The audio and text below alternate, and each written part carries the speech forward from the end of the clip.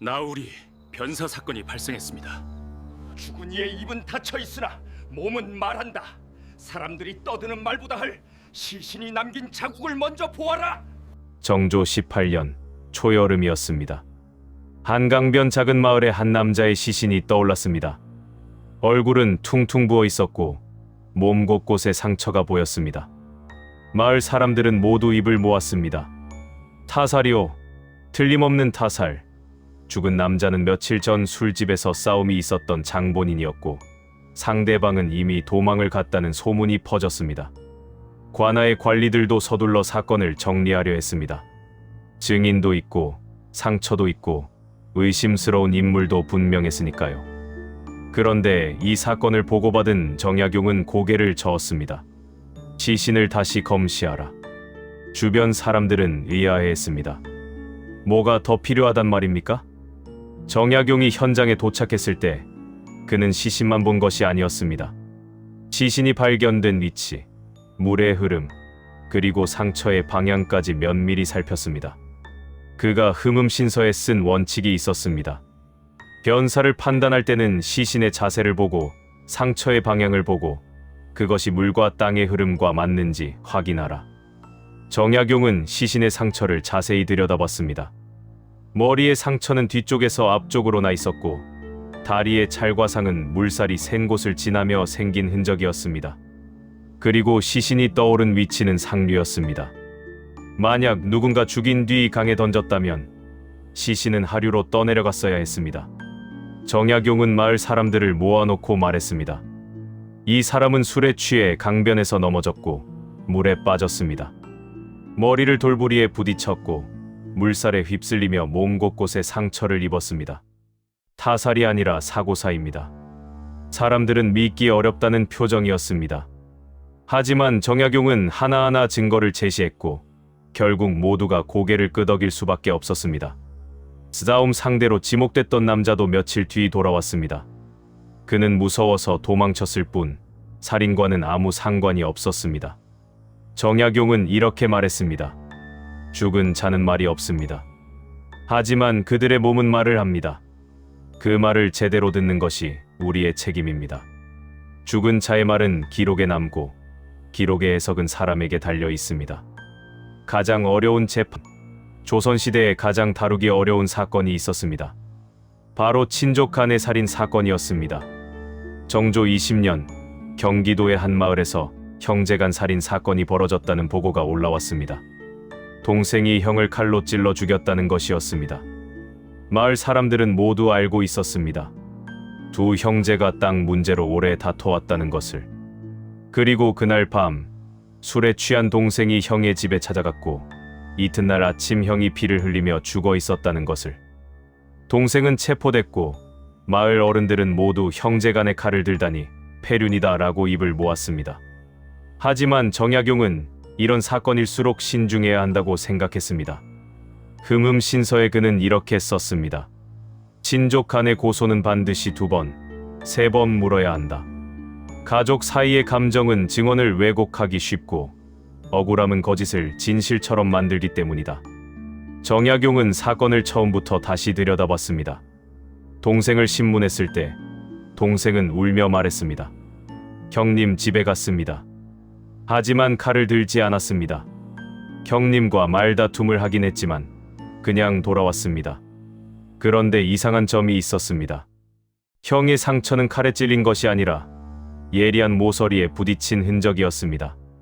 정약용은 형의 집을 직접 방문했습니다. 방 안을 살피던 중 그는 벽장 옆 나무 선반의 모서리에서 말라붙은 핏자국을 발견했습니다. 그리고 그 주변에는 술병이 깨진 흔적이 있었습니다. 정약용은 현장을 재현해봤습니다. 술에 취한 사람이 비틀거리다 넘어지면서 선반 모서리의 옆구리를 부딪혔을 가능성이 높았습니다. 이웃 사람들을 다시 불러 조사했습니다. 누군가는 그날 밤 동생이 형의 집을 나서는 것을 봤다고 했습니다. 그런데 형은 그 뒤에도 살아 있었습니다. 술을 더 마시다가 혼자 넘어진 것이었습니다. 하지만 가족들은 동생을 의심했고 마을 사람들은 형제간의 불화를 알고 있었기에 모두가 동생을 범인으로 지목한 것이었습니다. 동생은 풀려났습니다.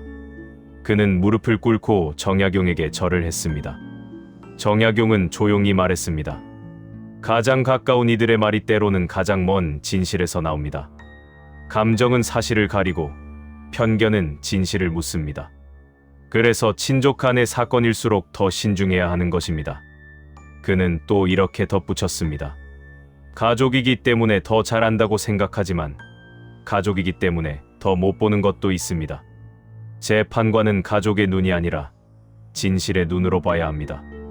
빈자의 진실, 가난은 죄가 아닙니다. 하지만 조선시대엔 가난한 사람이 가장 먼저 의심받았습니다. 정조 21년 한양의 큰 시장에서 비단필이 사라지는 사건이 일어났습니다. 상인은 즉시 범인을 지목했습니다. 저 청년이요, 맨날 배고프다고 어슬렁거리던 놈이요. 지목된 청년의 이름은 김득보였습니다. 20살의 청년으로 부모를 일찍 잃고 품팔이로 연명하는 처지였습니다. 그는 억울하다고 소리쳤지만 아무도 믿지 않았습니다. 가난하니 훔쳤겠지. 당연한 거 아니냐? 마을 사람들의 시선은 차가웠습니다. 관아에서도 사건을 빨리 정리하고 싶어 했습니다. 가난한 청년 하나 처벌하면 그만이니까요. 하지만 이 사건이 정약용에게 보고됐을 때 그는 즉시 재조사를 명령했습니다. 정약용은 청년을 직접 만났습니다. 내가 비단을 훔쳤느냐? 청년은 눈물을 흘리며 말했습니다. 저는 그날 나무를 하러 북쪽 산에 갔습니다. 해질 무렵에야 내려왔고 시장에는 가지도 않았습니다. 정약용은 청년의 말을 듣고 현장을 조사하기 시작했습니다. 사라진 비단은 커다란 필이었습니다. 무게만 해도 상당했고 혼자 들고 가려면 힘이 많이 들었을 것입니다. 그런데 청년의 몸은 왜소했고 그날 그가 한 일은 산에서 나무를 하는 것이었습니다. 나무를 찌고 내려오는 사람이 그 무거운 비단까지 훔칠 수 있었을까요? 정약용은 시장 사람들을 다시 불러 물었습니다. 비단이 사라진 시간은 정확히 언제였느냐? 오후 3시쯤이었다고 했습니다. 그 시간에 청년은 아직 산에 있었다는 증인이 나타났습니다. 같이 나무를 했던 다른 품팔이가 있었던 것입니다. 그렇다면 진짜 범인은 누구였을까요? 정약용은 상인의 점포를 자세히 조사했습니다. 그리고 놀라운 사실을 발견했습니다. 상인의 종이 그 비단을 빼돌려 다른 곳에 팔아넘긴 것이었습니다. 상인은 처음엔 믿지 않으려 했지만 증거가 명확했습니다. 김득보는 풀려났습니다. 그는 눈물을 흘리며 정약용에게 감사의 절을 올렸습니다. 정약용은 그를 일으켜 세우며 말했습니다. 가난은 죄가 아니오. 하지만 세상은 가난한 이를 가장 먼저 의심하지. 편견은 증거보다 빠르고 진실보다 멀리 있소. 정약용은 이 사건을 흠음신서에 기록하며 썼습니다. 재판관은 사람의 겉모습이 아니라 사실의 속을 봐야 한다. 가난한 자가 범인일 수도 있고 부유한 자가 범인일 수도 있다. 판단의 기준은 오직 증거여야 한다. 우발적 살인 사건, 사람이 죽었습니다. 하지만 그것이 고의였는지 사고였는지에 따라 처벌은 천지 차이가 납니다. 순조 즉위년 한 술집에서 싸움이 벌어졌습니다. 두 남자가 말다툼을 하다 몸싸움으로 번졌고 그 과정에서 한 사람이 쓰러져 죽었습니다. 현장에 있던 사람들은 모두 말했습니다. 고의였소. 분명히 고의. 저 사람이 주먹으로 가슴을 내리쳤소. 살아남은 남자는 체포됐습니다. 그는 필사적으로 변명했습니다. 우발적이었습니다. 저도 밀쳤을 뿐입니다. 죽일 생각은 없었습니다. 관아에서는 목격자가 많으니 사건이 명확하다고 판단했습니다. 하지만 정약용은 달랐습니다. 그는 흠음신서에서 이렇게 강조했습니다. 고의와 과실을 구분하는 것은 재판의 핵심이다.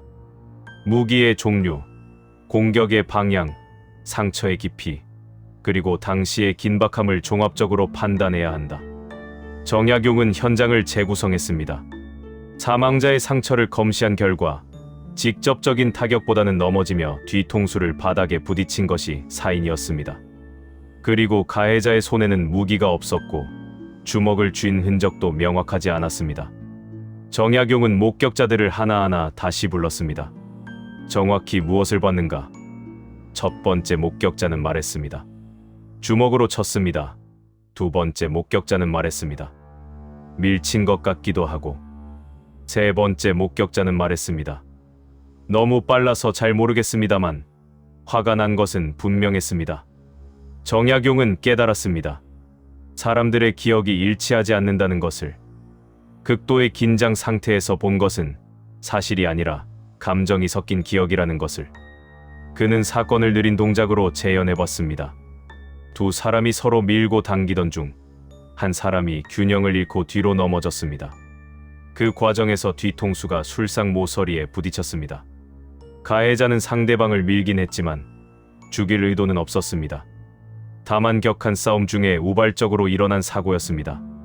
정약용은 판결을 내렸습니다. 이는 고의적 살인이 아니라 과실치사에 해당한다. 처벌은 하되 사형의 처할 사안은 아니다. 목격자들은 놀랐습니다. 그렇게 확실해 보였는데 어떻게 과실이라는 것입니까? 정약용은 차근차근 설명했습니다.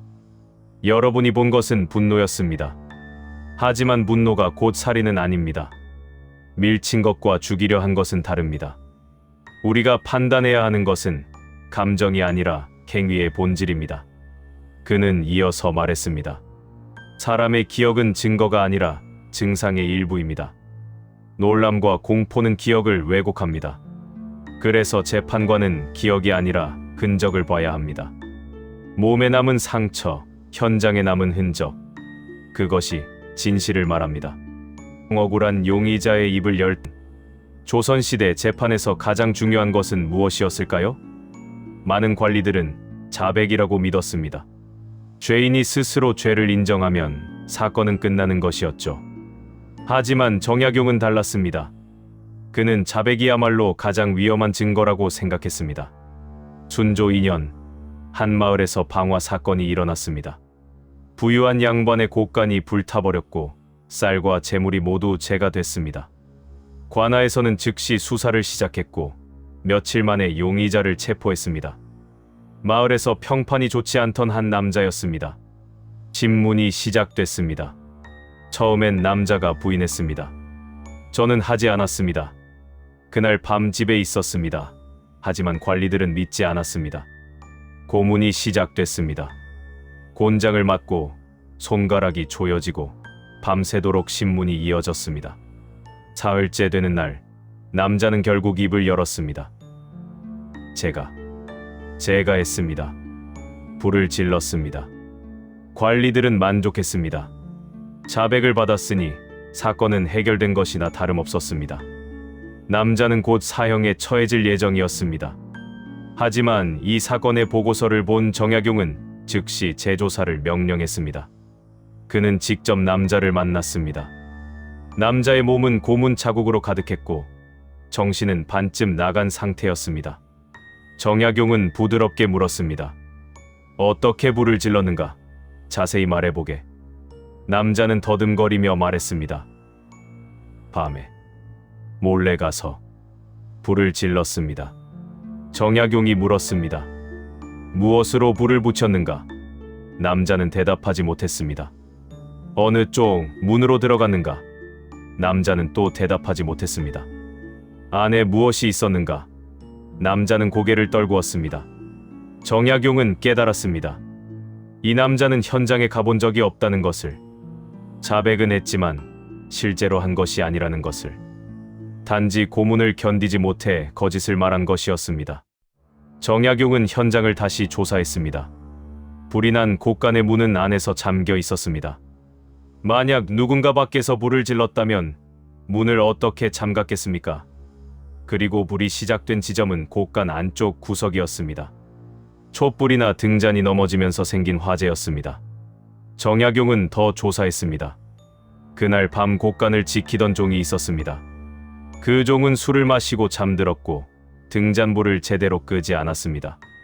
바람이 불면서 등잔이 넘어졌고 불이 번진 것이었습니다. 종은 두려워서 도망쳤고 주인은 분노의 범인을 찾으라고 재촉했습니다. 남자는 풀려났습니다. 그는 살아난 것이 믿기지 않는다는 표정이었습니다. 정약용은 그에게 말했습니다. 자백은 증거가 아니오. 자백은 고통이 만들어낸 거짓일 수 있소. 정약용은 흠음신서에 이렇게 썼습니다. 자백만으로 죄를 결정해선 안 된다. 고문을 견디지 못해 거짓을 말하는 사람이 얼마나 많은가. 재판관은 자백을 듣되 자백이 사실과 맞는지 반드시 확인해야 한다. 증거가 없는 자백은 자백이 아니라 비명이다. 그는 이어서 썼습니다. 고문이 만든 진실은 진실이 아니다. 그것은 고통이 만들어낸 환상일 뿐이다. 한 사람의 목숨이 걸린 일에서 환상으로 판단해선 안 된다. 이심이 남으면 살려라의 확장. 지금까지 우리는 5가지 사건을 함께 살펴봤습니다. 변사 사건, 친족 간 살인, 도둑 누명, 우발적 살인, 그리고 거짓 자백. 겉보기엔 모두 다른 사건 같지만 정약용의 판결엔 하나의 공통점이 있었습니다. 그것은 바로 이심이었습니다. 모든 사람이 명백하다고 말할 때 정약용은 의심했습니다. 모든 증거가 한 방향을 가리킬 때 정약용은 다른 가능성을 생각했습니다. 왜 그랬을까요? 정약용은 흠음신서에서 이렇게 말했습니다. 재판관의 가장 큰 적은 확신이다. 너무 빨리 확신하면 진실을 놓친다. 그는 자신도 완벽하지 않다는 것을 알았습니다. 인간은 실수할 수 있고 판단은 틀릴 수 있습니다. 하지만 한 번 내린 사형 판결은 되돌릴 수 없습니다. 정약용이 강조한 재판관의 자세는 5가지였습니다. 첫째, 감정을 배제하라. 분노나 동정은 판단을 흐립니다. 피해자가 불쌍하다고 가해자를 더 무겁게 처벌해선 안 됩니다. 가해자가 가난하다고 죄를 가볍게 해서도 안 됩니다. 오직 사실만을 봐야 합니다. 둘째, 사적 관계를 배제하라. 아는 사람이든 모르는 사람이든 양반이든 평민이든 모두 법 앞에 평등해야 합니다. 정약용은 이렇게 썼습니다. 권력자의 죄를 가볍게 하는 순간 법은 죽는다. 셋째, 증거 중심으로 판단하라. 소문이나 편견, 심지어 자백조차 증거가 될 수 없습니다. 오직 현장의 흔적, 몸의 상처, 시간과 장소의 정합성만이 진실을 말합니다. 넷째, 생명을 우선하라. 의심이 조금이라도 남으면 살려야 합니다. 무고한 사람 1명을 죽이는 것이 진짜 범인 10명을 놓치는 것보다 더 큰 죄입니다. 다섯째, 겸손하라. 재판관이라고 해서 모든 것을 알 수는 없습니다. 모를 땐 모른다고 인정하고 더 조사해야 할 땐 시간을 들여야 합니다. 정약용은 이 5가지 원칙을 평생 지켰습니다.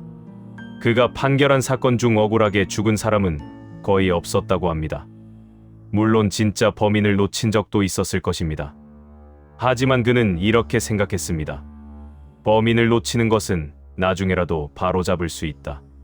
하지만 무고한 사람을 죽이는 것은 영원히 바로잡을 수 없다. 현대의 재판도 정약용의 원칙과 크게 다르지 않습니다. 무죄 추정의 원칙, 증거재판주의, 합리적 의심의 배제. 이 모든 것이 결국 같은 말입니다. 의심이 남으면 살려라. 정약용이 세상을 떠난 지 200년이 지났습니다. 하지만 그의 말은 여전히 살아있습니다. 법정에서, 경찰서에서, 그리고 우리의 일상에서. 누군가를 쉽게 판단하기 전에 정약용의 목소리를 떠올려 봅시다. 의심이 남아있다면 구하라. 그것이 사람이 사는 길이다. 정약용의 흠음신서는 단순한 법률서가 아니었습니다.